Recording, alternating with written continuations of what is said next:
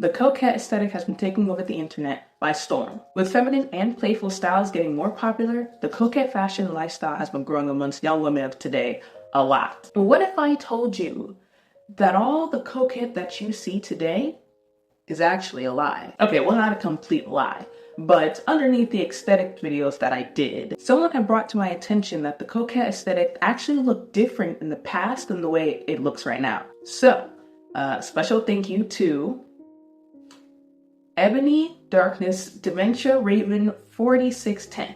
So thanks a lot to this viewer for bringing that to my attention. It wasn't only her, but she was the first one that I seen who actually addressed this and brought it to my attention. Also, if I do make any mistakes with like anything that I'm about to talk about, the history of what I'm going on about, feel free to correct me in the comments because I'm learning just as you guys. I literally just researched all of this with articles and stuff like that stuff. So when you think of coquette nowadays, you normally think pinks and whites, girly and frilly clothes and outfits, and a playful and flirtatious demeanor. I mean, at least that's what Wikipedia says. But after researching, this aesthetic can actually be attributed to fashion styles that was back all the way in the 18th century. More specifically from the Rococo period. I don't know if I said that right. Rococo, Rococo, Rococo.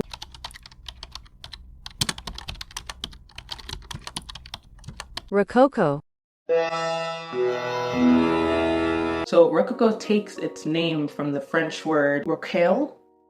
I know that's probably not how you pronounce it because French, they have their different pronunciations. For reference, in French, this is said as rocaille, rocaille.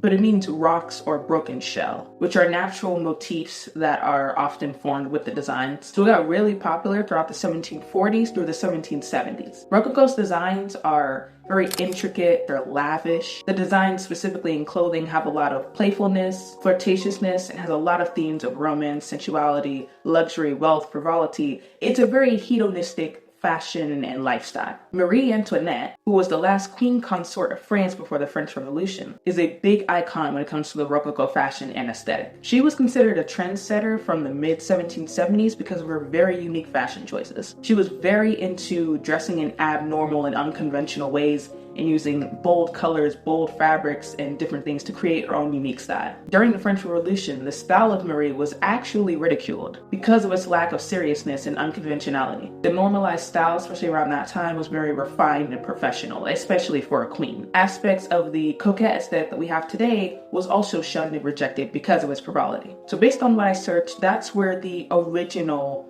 coquette fashion ideal came from. But it then resurfaced once again around 2010 in the Tumblr community. So many people actually attach it to two other aesthetics, the nymphette and Lolita aesthetics. So just to very briefly go over these two aesthetics, the nymphette aesthetic, many people argue it was originated from the book Lolita by Vladimir Nabokov in 1955. The theme of the book romanticizes a middle-aged man and his relationship with a 12-year-old girl. So, you know, rightfully you can understand people's disdain and dislike for this aesthetic and also for the book. The man took advantage of the young girl and abused her as well. Stanley Kubrick adapted the novel to film, Asian Girl from 12 to 16, which was still not okay. And apparently, according to a lot of people, he severely downplayed all of the bad things that were going on and the abuse that was going on. So just a quick disclaimer, from what I'm seeing anyway, not all people who are part of the nymphette community and aesthetic support or condone the book or where it originated from and are actually highly against it. From my understanding, when I searched up, a lot of people in that group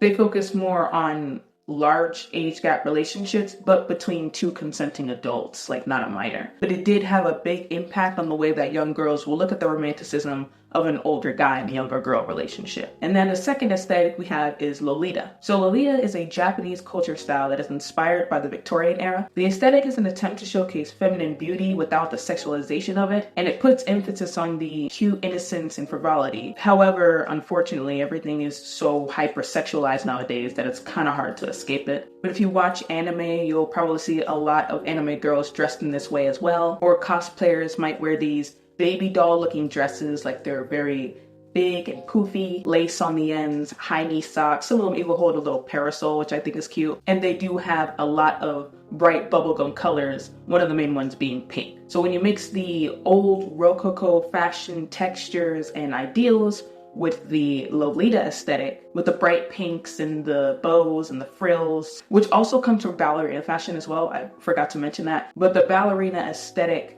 that also plays a part into the modern day Coquette as well. But taking those two main ideals and mixing them together, and you have what Coquette is today. So it doesn't really have just one place that it originated. It kind of morphed and evolved into different things over time, which is really interesting to see. I mean, to think this came all the way back from the 18th century, and that even all the way back then, you know, women like Marie were trying to step outside of the comfort zone of fashion. That's pretty cool. So overall, the aesthetic has its ups and downs, just like everything does. I know there's a lot of controversy surrounding it because of its origins, like the book that I was just speaking of from Vladimir. There's also other things that people will argue, like it's, you know, attributing to the male gaze, or it still sexualizes women in some ways. I am impartial in this entire thing. Like I said, I'm just doing the research and giving you what I searched up. So I particularly don't have a huge opinion on it because, as I said before, I'm not really crazy about aesthetics. I rock the same 3 outfits like every single time I go out, so I'm basically just a cartoon character. So I'm not going to tell you how to feel about this aesthetic, not to practice it, to reclaim it, make your own,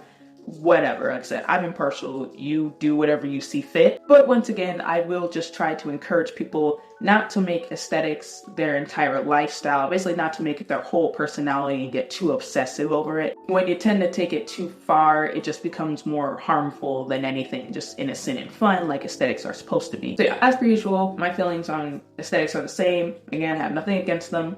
There's nothing wrong with aesthetics whatsoever, but I would just advise not to get too obsessive over them, not to make them your core personality and lifestyle and confine yourself to this little box. But yeah, that's the history of Coquette, at least from what I've researched. I've actually heard that the Y2K aesthetic is similar to Coquette in the way that the way it looks now is not the way it used to be before. On Pinterest, I will go into the comments of outfits that say Y2K, and all of these experts will be in the bottom being like, actually, this is not Y2K. Y2K is da-da-da-da. And people are going to go back and forth in the comments about, no, this is Y2K, this isn't Y2K. And I'm just watching a bunch of 12-year-olds argue.